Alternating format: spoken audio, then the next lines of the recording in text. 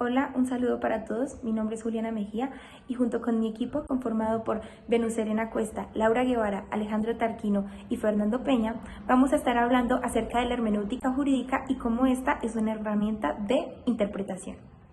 Primeramente vamos a hablar acerca de qué es interpretar.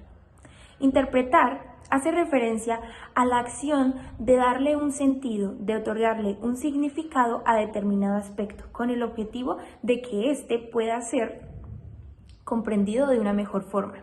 Y es aquí donde el intérprete cumple una función muy importante, ya que es este quien elige la forma en que va a realizar la interpretación.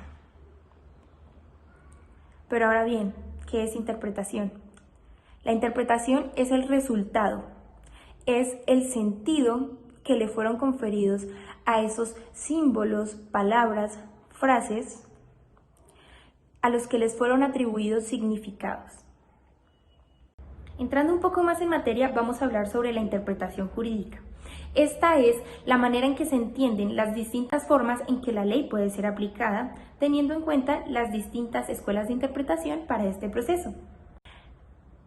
En la escuela de los positivistas, si una ley dispone de cierto castigo para determinada conducta, el juez debe determinar específicamente lo que la ley dispone. Por el contrario, en la escuela de los realistas, el juez podría determinar una forma distinta dependiendo del caso, siempre y cuando su fallo respete los valores que el marco normativo sobre el cual trabaja protege. Además, conocer otros campos de interpretación aparte del ordenamiento jurídico interpretativo nos puede traer nuevas herramientas y concientizarnos de las oportunidades que éstas pueden traer.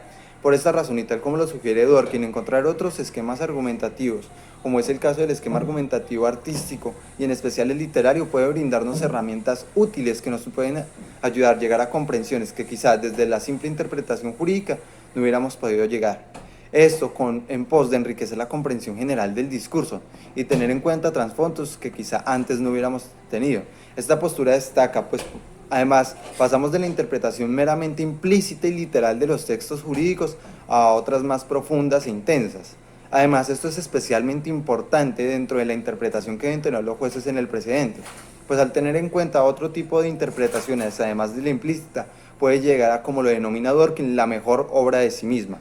Esto nos puede ayudar en muchos casos donde la interpretación simplemente jurídica no puede ayudarnos a llegar a la mejor solución posible. Retomando de manera sintética lo que mis compañeros expusieron, se puede concluir que el aporte de la interpretación literaria al ejercicio del derecho es la idea de que todos los componentes deben funcionar de manera coherente entre sí, para que el discurso general tenga sentido. Este objetivo puede lograrse si los juristas complementamos nuestra formación aprendiendo distintos tipos de interpretación, como por ejemplo la interpretación literaria. También es muy importante hablar de una herramienta muy útil para el trabajo interpretativo, la hermenéutica. La hermenéutica es la herramienta que nos permite interpretar, entender y dar sentido y significado a distintos discursos. Asimismo, la hermenéutica jurídica se refiere a la interpretación del derecho en un sentido amplio.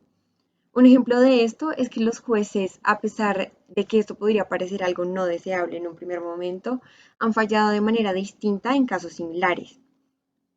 Los valores van estrechamente ligados al sentido de justicia, por lo que la ley puede aplicarse de manera diferente dependiendo el caso, por lo que hay que analizar cada uno muy bien de manera particular, sin que esto necesariamente obedezca de algún modo a una doble moral. Es por lo anterior que las situaciones complejas exigen por parte de los juristas una interpretación que pondere los valores que hay detrás de cada decisión, para que en cada caso se tome la mejor sin ningún ánimo de tergiversar la ley.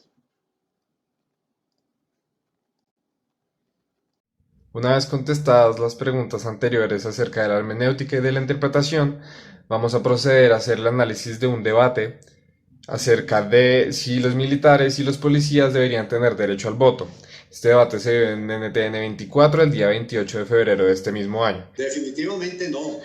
Quienes así hablan no entienden cómo funcionan las fuerzas militares en Colombia. Creo que es una propuesta inoportuna, inadecuada y que no conduce al objetivo que dicen de que la paz se estabilice.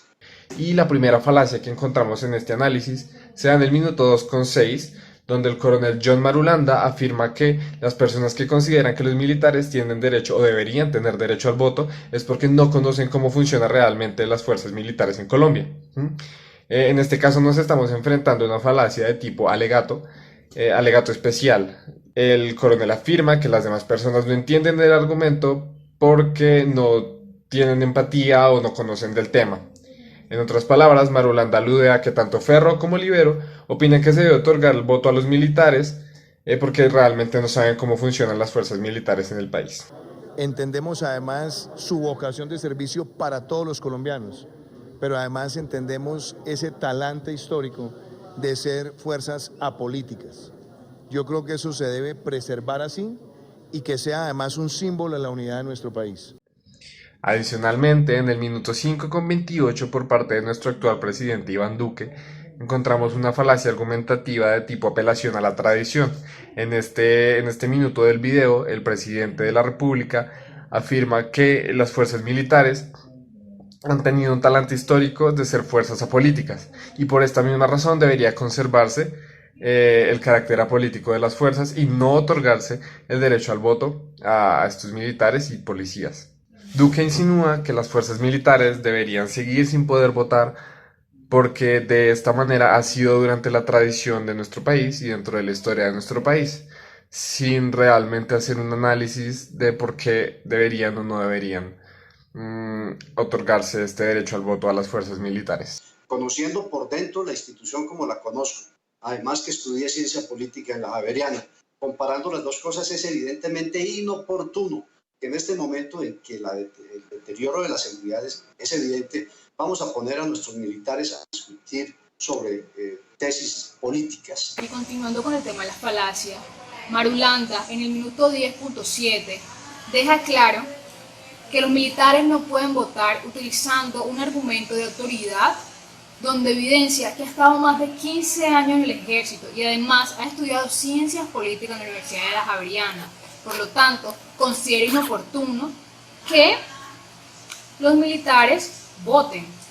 Es decir, utiliza su experiencia y el conocimiento en las Fuerzas Armadas y su conocimiento en las ciencias políticas para dejar claro que los militares no pueden votar. Es un ideal, ojalá fuera así. Coronel, eso es tanto como decir que entonces los funcionarios públicos entonces tampoco pueden... Venga, coronel, pero tranquilo, coronel.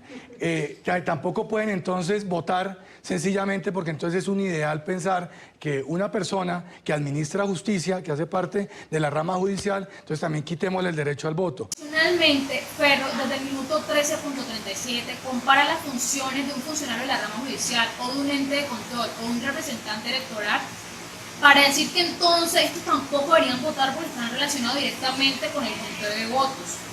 Esto, a consideración del grupo, es una falacia de falsa analogía, porque no se puede comparar las funciones de un miembro de la fuerza pública que de un funcionario público, principalmente porque los primeros llevan armas. Muchas gracias. De esta manera concluimos el trabajo de explicación acerca de la interpretación y la interpretación jurídica y las herramientas que se utilizan en esta para el proceso interpretativo, además del análisis argumentativo que hubo acerca del debate del sufragio universal frente a los militares y los policías. Gracias por la atención. Hasta luego.